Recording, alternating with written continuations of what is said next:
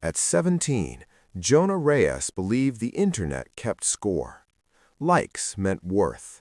Views meant power. A name whispered in comment sections felt better than silence at home.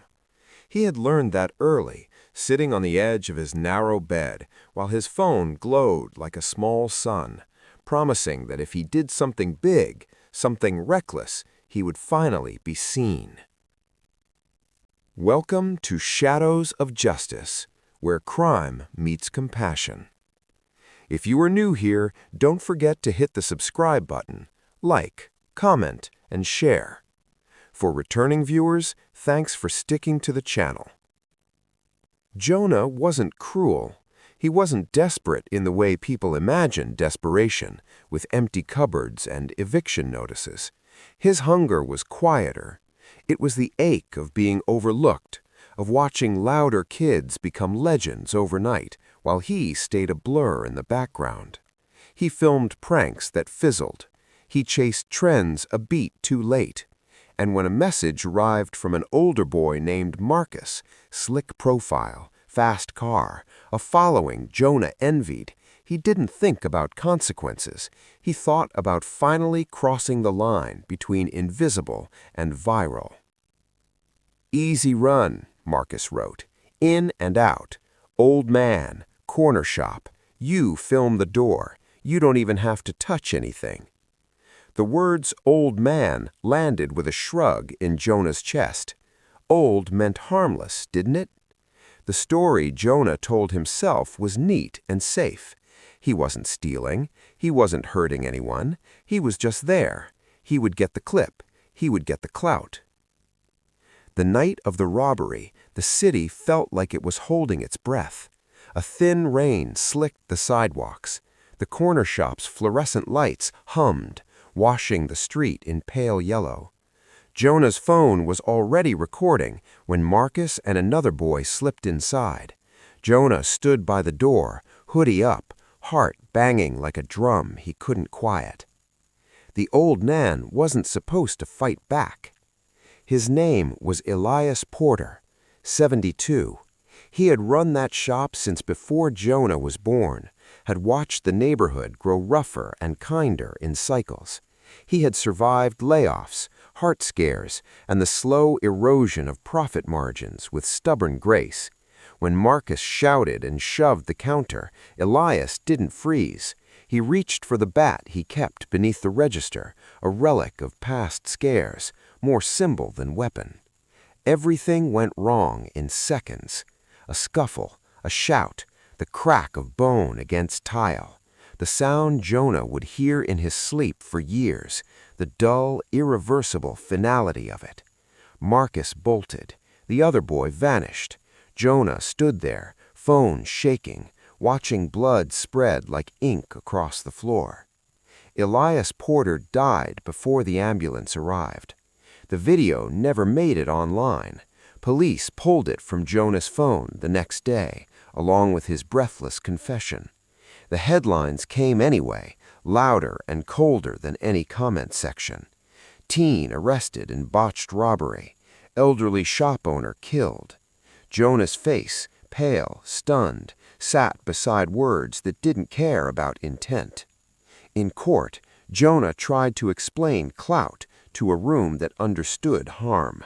He tried to say he didn't mean it, that he didn't touch Elias, that he was just filming. The judge listened, eyes steady. The law didn't ask who swung the fatal blow.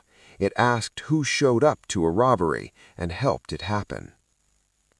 Jonah was sentenced as a juvenile, years behind a fence that buzzed and hummed like the shop lights had, a different kind of fluorescent that never turned off. He learned the weight of days measured by count times and locked doors. He learned how guilt sits in the body, heavy and exacting, how it wakes you before dawn and refuses to let you forget the moment you could have walked away. He also learned the name Elias Porter. It came from a letter, written in careful looping script. Elias's daughter, Miriam, had found Jonah's address through the court. She didn't curse him. She didn't ask for explanations. She told him about her father's hands, how they were always nicked from cardboard boxes and cold from the freezer. She told him he whistled off-key while stocking shelves and slipped candy to kids who were short $1. She asked Jonah one question. "Do you know who he was?" Jonah wrote back with shaking hands. He said he was sorry in every way he knew how. He said he didn't know who Elias was, and that was the problem. He asked if he could learn. Miriam didn't write again for months. When she did, she enclosed a photo. Elias in front of the shop, smiling as if the world hadn't taught him better. "If you want to make amends," she wrote, "start by remembering him." When Jonah was released, the world felt too loud. Phones buzzed with a hunger he no longer trusted. He took a job cleaning headstones at a small cemetery on the edge of town. It was quiet work, honest. He scrubbed lichen and dirt until names came back into focus, dates, hyphens, lives reduced to lines you had to lean close to read. He found Elias Porter's grave on a gray afternoon, simple stone, fresh flowers wilting at the edges. Jonah stood there longer than he meant to, throat tight, the old bat echoing in his mind like a bell he couldn't unring. He started coming back. At first it was coincidence, his route, his shift. Then it became a habit. He pulled weeds. He replaced flowers when the weather ruined them. He polished the stone until Elias's name shone. When winter came, Jonah brushed away snow. When summer burned, he brought water. People noticed. A groundskeeper asked if Elias was family.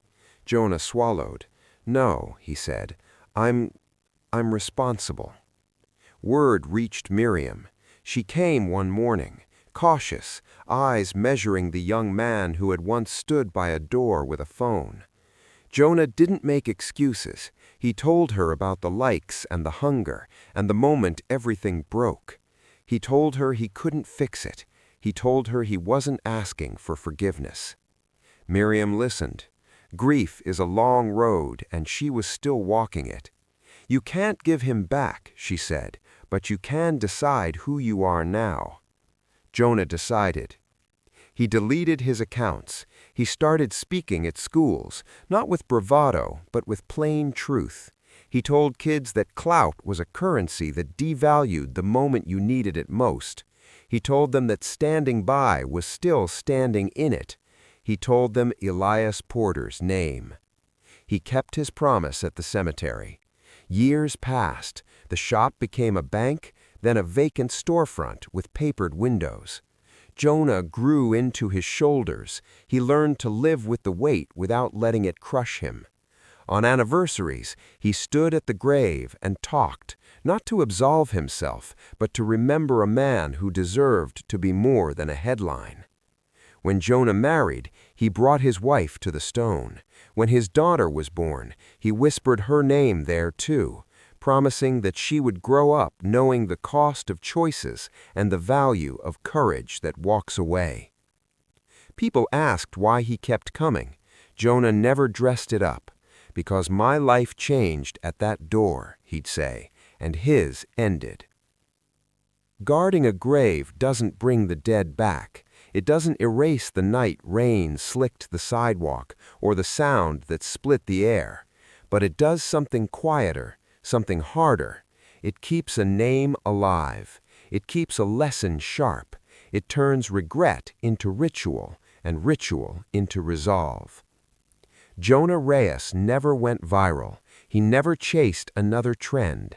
Instead, he stood watch over a small rectangle of earth, learning, day after day, what it means to be seen by your own conscience and to answer it with a life that remembers.